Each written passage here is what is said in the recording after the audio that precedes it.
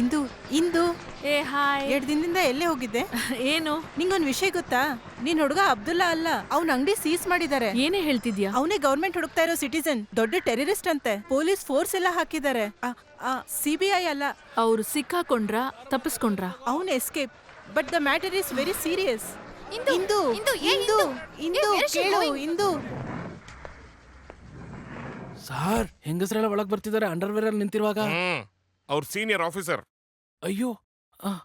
ನಾಯರ್, ಇವ್ರನ್ನ ವಿಚಾರಿಸಿದಾಗ ಏನಾದ್ರೂ ವಿಷಯ ಗೊತ್ತಾಯ್ತಾ? ಸರಿಯಾಗಿ ಏನು ಉತ್ತರ ಕೊಡ್ತಿಲ್ಲ ಮೇಡಮ್. ಯಾರೋ ಲೂಸ್ ತರ ಮಾತಾಡ್ತಾನೆ ಮೇಡಮ್. ಕಮ್ ಹಿಯರ್, ಹೇಳಿ, ಅಬ್ದುಲ್ಲಾ ಬಗ್ಗೆ ಏನ್ ಗೊತ್ತು? ಅವರು 2-2.5 ವರ್ಷಗಳಿಂದ ನಮ್ ಜಾಗದಲ್ಲೇ ಇರೋದು. ಅವರಿಂದ ನಮ್ಗೆ ಯಾವ್ದೇ ರೀತಿ ತೊಂದರೆ ಆಗಿಲ್ಲ. ಅವ್ರ ಅಂಗಡಿಗೆ ರೆಗ್ಯುಲರ್ ಆಗಿ ಯಾರ್ಯಾರು ಬರ್ತಾರೆ? ನ್ಯಾಯ ಕೇಳ್ಕೊಂಡು ಅವ್ರ ಹತ್ರ ತುಂಬಾ ಜನ ಬರ್ತಾರೆ. ಒಬ್ಬ ಹುಡುಗಿ ಸ್ಕೂಟರ್ ನಲ್ಲಿ ಅಲ್ಲಿಗೆ ಬರ್ತಾಳೆ. ಆ ಹುಡುಗಿ ಹೆಸರೇನು? ಹಿಂದೂ. ಅಪ್ಪ ಕೃಷ್ಣಮೂರ್ತಿ ತಹಸೀಲ್ದಾರ್ ಆಫೀಸಲ್ಲಿ ಕೆಲಸ ಮಾಡ್ತಾರೆ. ಹೆಸರು ಇಂದು. ದೊಡ್ಡ ಹುಡುಗಿ, ಕಂಪ್ಯೂಟರ್ ಸೈನ್ಸ್ ಓದ್ಬಿಟ್ಟು ಊರ್ ಸುತ್ತೋ ಮಾಡರ್ನ್ ಗರ್ಲ್. ಓಕೆ, ಎಷ್ಟು ವರ್ಷದಿಂದ ನಿನ್ಗವನ್ ಗೊತ್ತು? 2.5 ವರ್ಷದಿಂದ. ಲವ್ವಾ? ಕ್ರಿಮಿನಲ್ ಜೊತೆ ಅಫೇರ್ ಇಟ್ಕೊಳ್ಳೋದು ಫ್ಯಾಷನ್ ಅನ್ಕೊಂಡಿದ್ಯಾ? ಇಲ್ಲ, ಇದು ಒನ್ ಸೈಡ್ ಲವ್. ನಿನ್ ಸೈಡಾ ಅವನ್ ಸೈಡಾ? ನಾನೇ. ಹಾಗಾದ್ರೆ ನೀವಿಬ್ರು ಅವಾಗವಾಗ ಮೀಟ್ ಆಗ್ತಾ ಇದ್ರಿ. ಬೆಸೆಂಟ್ ನಗರಲ್ಲಿ ನೀವು ಮೀಟ್ ಆದ್ಮೇಲೆ ವಿತ್ ಇನ್ ಅ ವೀಕ್ ಇನ್ನೊಬ್ಬ VIP ಕಾಣೆಯಾಗಿದ್ದಾರೆ. ನೀನಲ್ಲಿ ಏನ್ ಮಾತಾಡಿದ್ಯಾ? ಹೇಳಿ, ಏನ್ ಮಾತಾಡಿದ್ರಿ? Why don't you come out with it? ಅವ್ರ ಹತ್ರ ನನ್ ಪ್ರೀತಿನ ಹೇಳ್ದೆ. ಅದಕ್ಕೆ ಅವರು ಕೋಪ ಮಾಡ್ಕೊಂಡ್ರು. ಆಗಲ್ಲ ಅಂತ ಹೋದ್ರು. ಆಗಲ್ಲ ಅಂತ ಹೇಳೋಕೆ 3 ಗಂಟೆ ಮಾತಾಡಿದ್ರಾ? What are you trying to say? Are you kidding? Nair, call her parents also. ನಮ್ ಪೇರೆಂಟ್ಸ್ನ ಯಾಕೆ ಕರೀತಿದ್ದೀರಾ? ಅವ್ರಿಗೆ ವಯಸ್ಸಾಗಿದೆ. So what? ಇವತ್ತು ಥ್ರೂ ಔಟ್ ಇಂಡಿಯಾ ಲೆವೆಲಲ್ಲಿ ನಾವು ಅವನಿಗೆ ಗುರಿ ಇಟ್ಟಿದ್ದೀವಿ. ಹಾಗಾಗಿ ನಿನ್ ಲೈಫ್ಗೆ ದೊಡ್ಡ ಪ್ರಾಬ್ಲಮ್ ಆಗುತ್ತೆ. You know? No problem. ಲಗ್ನ ಪತ್ರಿಕೆಯಲ್ಲಿ ಮಾತ್ರನೇ ಒಂದು ಹೆಣ್ಣಿನ ಹೆಸರು ಒಂದು ಗಂಡಿನ ಜೊತೆ ಸೇರಿ ಬರ್ಬೇಕು. ಆದ್ರೆ ಎಲ್ಲ ಪತ್ರಿಕೆಯಲ್ಲೂ ನನ್ಗೂ ಅವ್ರಿಗೂ ಕೆಟ್ಟ ಸಂಬಂಧ ಇದೆ ಅಂತ ಪಬ್ಲಿಷ್ ಮಾಡಿ ಅರ್ದ್ಬಿಟ್ರು. But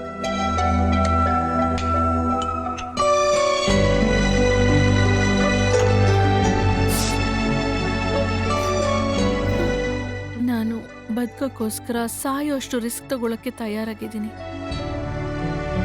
let Har go now. ಊರ್ ಬಿಟ್ಟು ಹೊರಗೆ ಹೋಗೋ ಹಾಗಿಲ್ಲ. Okay, you may go now.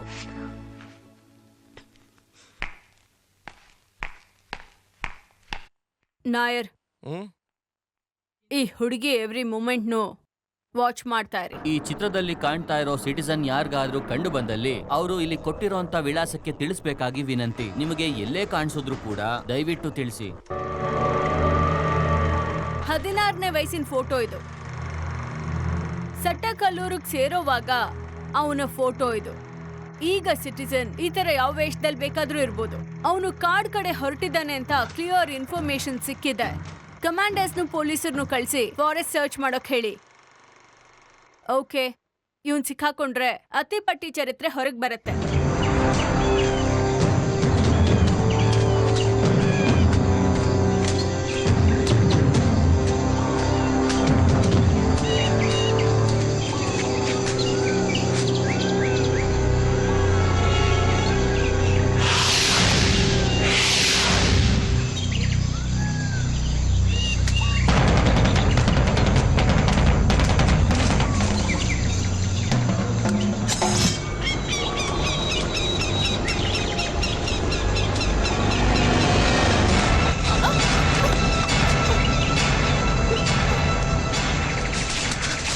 ನೀನೇಗಿಲ್ಲಿ?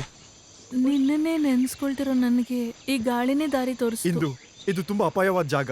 ದಯವಿಟ್ಟು ನಿಂದ ಹೊರಟೋಗು. ಹೋಗೋದಕ್ಕೆ ಅಂತ ಬರ್ಲಿಲ್ಲ, ನಿನ್ ಜೊತೆ ಬಾಳಕ್ಕೋಸ್ಕರ ಬಂದಿದ್ದೀನಿ. ಹುಚ್ಚ ಹಿಡ್ದಿರೋರ್ ತರ ಮಾತಾಡ್ಬೇಡ. ಈಗ್ಲಾದ್ರೂ ನಾನು ಯಾರಂತ ಗೊತ್ತಲ್ಲ. ಇಲ್ಲಿಂದ ಹೊರಟೋಗು. ಊರವ್ರಿಗೆಲ್ಲ ಈಗ ಗೊತ್ತಾಗಿರ್ಬಹುದು, ಆದ್ರೆ ನನ್ಗೆ ಯಾವಾಗ್ಲೋ ಗೊತ್ತು. ಏನ್ ಹೇಳ್ತಿದ್ಯಾ? ನಾನು ಸೂಸೈಡ್ ಮಾಡ್ಕೊಳ್ತೀನಿ ಅಂತ ಹೇಳಿ ಡೂಪ್ ಮಾಡಿದ ರೆಕಾರ್ಡಿಂಗ್ ಕ್ಯಾಸೆಟ್ ನಿಮ್ಮ ಕೈಗೆ ಬಂದಿದೆ ಅಂತ ಗೊತ್ತಾಗಿ ನಾನು ನಿಮ್ಮ ರೂಮ್ಗೆ ಹೋದೆ. ಬಟ್ ಕಂಪ್ಯೂಟರಲ್ಲಿ ಫೈಲ್ ಓಪನ್ ಮಾಡಿ ನೋಡಿದಾಗ ನೀವು ಯಾರು ಅಂತ ಗೊತ್ತಾಯಿತು. ನೀವೇ ಸಿಟಿಸನ್ ಅಂತ ಗೊತ್ತಾದ ಮೇಲೂ ಕೂಡ ನಿಮ್ಮ ಮೇಲೆ ಯಾವುದೇ ತಪ್ಪಾದ ಅಭಿಪ್ರಾಯ ನನಗೆ ಬರಲಿಲ್ಲ. ನಾನೇ ಸಿಟಿಸನ್ ಅನ್ನೋದು ಬಿಟ್ಟು ನನ್ನ ಬಗ್ಗೆ ನಿನ್ ಬೇರೆ ಏನು ಗೊತ್ತಿಲ್ಲ. ಬೇಕಾಗಿಲ್ಲ, ತಿಳ್ಕೋಬೇಕು ಅನ್ನೋ ಅವಶ್ಯಕತೆನೂ ಇಲ್ಲ. ನಿನ್ ಜೊತೆ ಗಲಾಟೆ ಮಾಡಕ್ ನನ್ನ ಹತ್ರ ಟೈಮ್ ಇಲ್ಲ. ಇಲ್ಲಿಂದ ಹೋಗು. ನಾನು ಬಾಳಕ್ಕೋಸ್ಕರ ಸಾಯೋಷ್ಟು ರಿಸ್ಕ್ ತಗೊಳಕ್ ತಯಾರು. ಏಯ್, ನನಗೋಸ್ಕರ ಬೇರೆಯವರು ರಿಸ್ಕ್ ತಗೊಂಡು ಸಾಯೋದು ನನಗಿಷ್ಟ ಇಲ್ಲ. ಯಾಕಂದ್ರೆ ನಾನು ಒಂಟಿ ಅಲ್ಲ.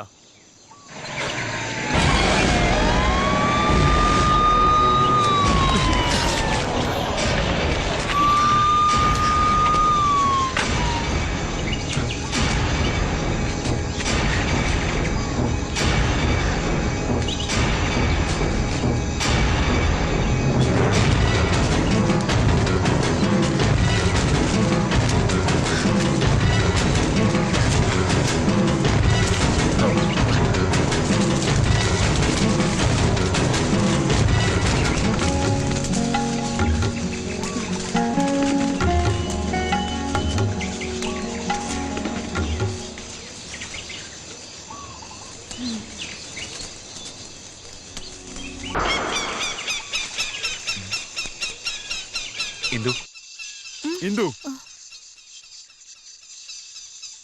ನಾನು ಹೇಳ್ದನ್ ಕೇಳು. ಇಲ್ಲಿಂದ ಹೋಗ್ಬಿಡು. ಯಾಕೆ? ನನಗೆ ತುಂಬಾ ಕೆಲಸ ಇದೆ. ಇಲ್ಲಿಂದ ಹೊರಟೋಗು. ಸರಿ, ಹೋಗ್ತೀನಿ. ಖಂಡಿತ ಮತ್ತೆ ಬರ್ತೀನಿ.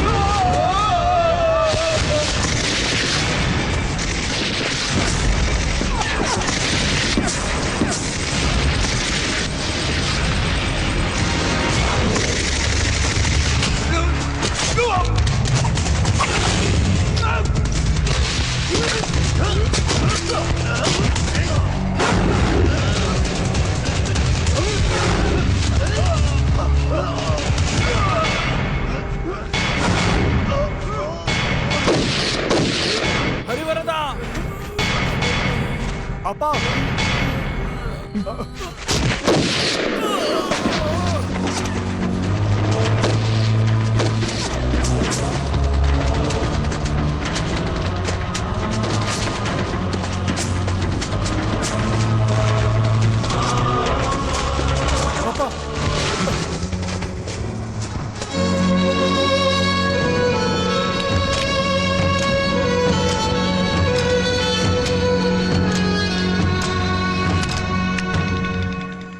ಸಿಟಿಸನ್ ಸಿಗಾಕೊಂಡಿದ್ದಾನೆ. ಬಿಸಿ ಬಿಸಿ ಸುದ್ದಿ.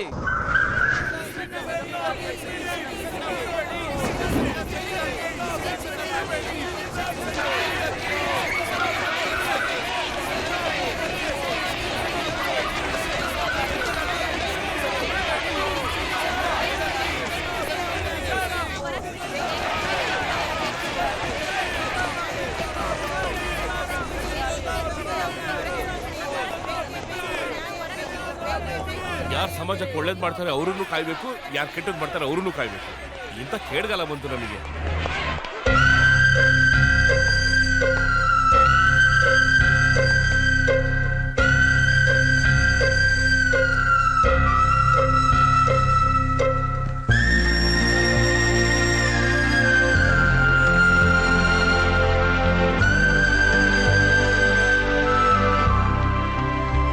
ದೇವ್ರ ಮೇಲೆ ಪ್ರಮಾಣ ಮಾಡಿ ಹೇಳಿ, ನಾನು ಹೇಳೋದೆಲ್ಲ ನಿಜ, ಸತ್ಯ ಬಿಟ್ರೆ ನಾನು ಬೇರೆ ಏನೂ ಹೇಳೋದಿಲ್ಲ.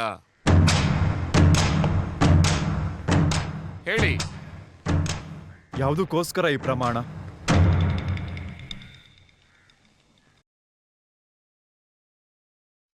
ಮೈ ಲಾರ್ಡ್ಸ್, ಪ್ರಮಾಣ ಮಾಡೋದು ಯಾಕೆ ಅಂತ ಗೊತ್ತಿಲ್ದಿರೋ ಇವ್ರಿಗೆ ಸರ್ಕಾರದ ಪ್ರಕಾರ ಗೋಲ್ಡ್ ಮೆಡಲ್ ಕೊಡ್ತೀವಿ ಅನ್ಕೊಂಡ್ರೆ ತಮಾಷೆ ಆಗಿದೆ. ಹಾಗಂದ್ರೆ ನನಗ್ ಚಿನ್ನದ ಪದಕ ಕೊಟ್ಟೋರ್ನ ಮುಟ್ಟಾಳ್ರಂತ ಹೇಳ್ತಿದ್ದೀರಾ?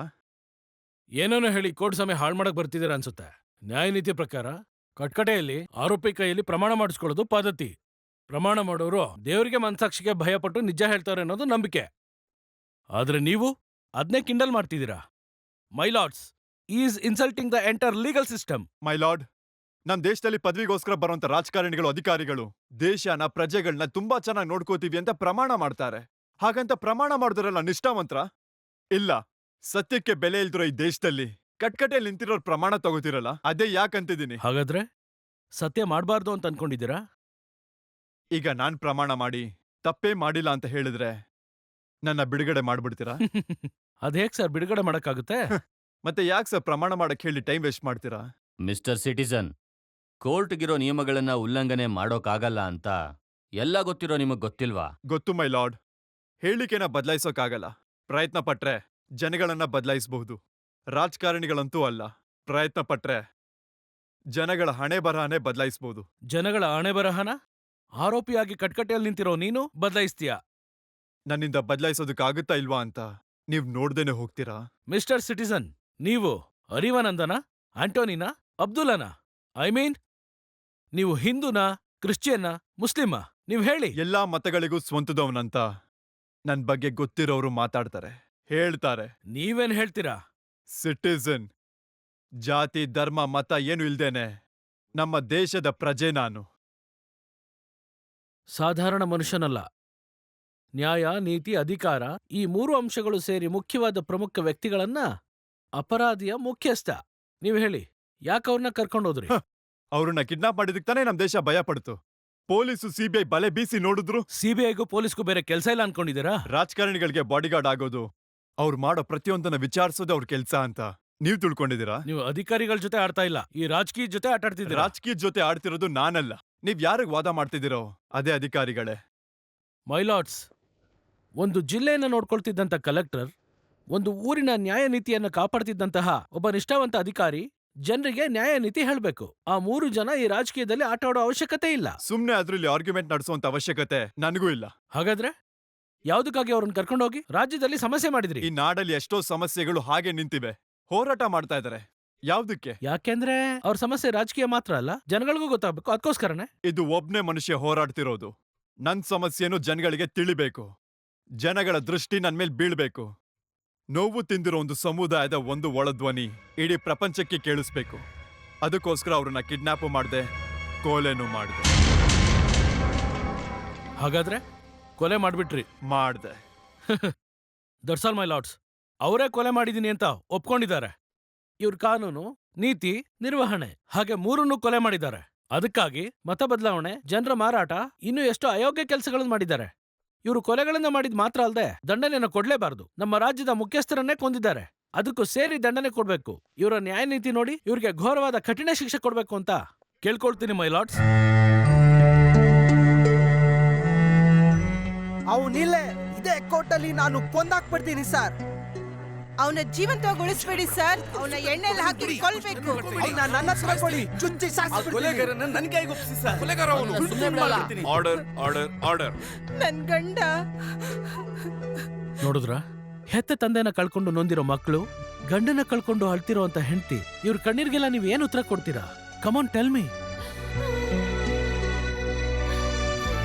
ಹೇಳಿ ಮಿಸ್ಟರ್ ಸಿಟಿಸನ್, ಯಾಕೆ ಕೊಲೆ ಮಾಡಿದ್ದು ಹೇಳಿ. ಇದ್ರ ಮೇಲೂ ನೀವು ಮೌನವಾಗಿದ್ರೆ ನೀವು ಕೋರ್ಟಿಗೆ ಅವಮಾನ ಮಾಡ್ತಿದ್ದೀರಾ ಅಂತ ಹೇಳಿ. ಮೈ ಲಾರ್ಡ್ಸ್, 3 ಮುಗ್ಧ ಮನುಷ್ಯರನ್ನ ಕೊಂದು ಸಾಯಿಸಿರುವಂತಹ, ಅದ್ರಲ್ಲೂ ನಮ್ಮ ನೀತಿಯನ್ನೇ ತಲೆ ಕೆಳಗಾಗಿ ಮಾಡಿರುವಂತ ಇವರನ್ನ ಇನ್ನೂ ವಿಚಾರಣೆ ಮಾಡಿಕೊಂಡು ಕೂತಿರುವಂತಹ ಕೇವಲವಾದ ಪರಿಸ್ಥಿತಿ ನಮ್ ಕಾನೂನು. ನಿಲ್ಸ್ತೀರಾ? ಯಾರ್ ಮುಗ್ಧ ಅಂತ? 3 ಜನಗಳನ್ನ ಕೊಲೆ ಮಾಡಿದೀನಿ ಅಂತ ನನ್ನನ್ನ ಹಿಡಿಯೋದಕ್ಕೋಸ್ಕರ ಪೊಲೀಸ್, CBI, ಕಮಾಂಡೋ ಮತ್ತೆ ಇಡೀ ದೇಶನೇ, 690 ಜನ ಬದುಕ್ತಿದ್ದ ಒಂದು ಹಳ್ಳಿನೇ ಸರ್ಕಾರದ ರೆಕಾರ್ಡ್ಸ್ ಅಲ್ಲಿ ಅಳಿಸೋಗಿದೆ. ಅದನ್ನ ಯಾರಾದ್ರೂ ಕೇಳಿದಿರಾ? ಏನು ಹೊಸ ಕಥೆ ಹೇಳ್ತಿದ್ದೀರಾ? ಇದು ಕಥೆಯಲ್ಲ, ಇದೊಂದು ಕಪ್ಪು ಇತಿಹಾಸ. ರಕ್ತದಲ್ಲೇ ಬರೆಯುವಂತ ಒಂದು ಬೆಂಕಿಯ ಕಾವ್ಯ. ಒಂದು ಸುಂದರವಾದ ಗ್ರಾಮನ ಮೆಲ್ಲಗೆ ಅಳಸಿ ಹಾಕ್ತಂತ ಅಯೋಗ್ಯತನ. ರಾಜಕಾರಣಿಗಳೆಲ್ಲ ನಾಟಕಗಳನ್ನ ಆಡಿ ಹತ್ತಿಪಟ್ಟಿ ಅಂತ ಒಂದು ಗ್ರಾಮ ಇತ್ತು. ನಿಮಗೆ ಯಾರಿಗಾದ್ರೂ ಗೊತ್ತಾ? ಅವ್ರು ಮಾಡ್ದಂತ ತಪ್ಪಿಗೆ ನಮ್ಮ ಜನಗಳ ವೇದನೆ ಈಗ್ಲೂ ಕೇಳುತ್ತೆ. ನೆನೆಸ್ಕೊಂಡು ನನ್ನ ಹೃದಯ ಆಚೆ ಬರ್ತಿದೆ. ಬೆಟ್ಟಗಳೆಲ್ಲ ಹೇಗೆ ಕ್ಷೀಣಿಸ್ತಾ ಹೋಗುತ್ತೋ, ನನ್ನ ಗ್ರಾಮ ಕೂಡ ನಾಶ ಆಯ್ತು.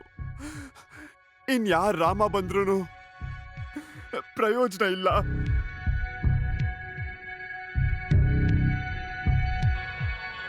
ಸಮುದ್ರಕ್ಕೆ ನಮ್ಮೂರು ಅಂದ್ರೆ ತುಂಬಾ ಪ್ರೀತಿ. ವರ್ಷ ಬಂದು ಹೋಗುತ್ತೆ. ನೀರ್ ಎಲ್ಲಾ ಕಡೆ ಹರಿತಿತ್ತು. 20 ದಿನ ಮಲಗ್ತಿದ್ವಿ.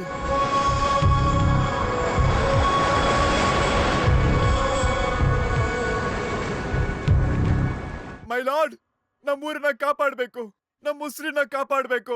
ಒಂದು ಅಣೆಕಟ್ಟನ್ನ ಕಟ್ಕೊಡಿ ಅಂತ ಕೇಳಿದ್ವಿ. ಅತ್ತಿಪಟ್ಟಿ ಒಳಗೆ ಪ್ರವಾಹ ಆಗ್ಬಾರ್ದು ಅಂತ ಒಂದೇ ಕಾರಣಕ್ಕೆ ಒಂದು ಅಣೆಕಟ್ಟು ಕಟ್ಕೊಡಿ ಅಂತ ಕೇಳಿದ್ವಿ. ಗೆದ್ದ ನಂತರ ಯಾವತ್ತೂ ಕೂಡ ನಮ್ಮೂರ್ ಕಡೆ ಬರ್ದೇ ಇರೋಂತ MLAಗಳು ನಾವುಗಳು ಕೋಪ ಮಾಡ್ಕೊಂಡ್ಮೇಲೆ ಬಂದ್ರು.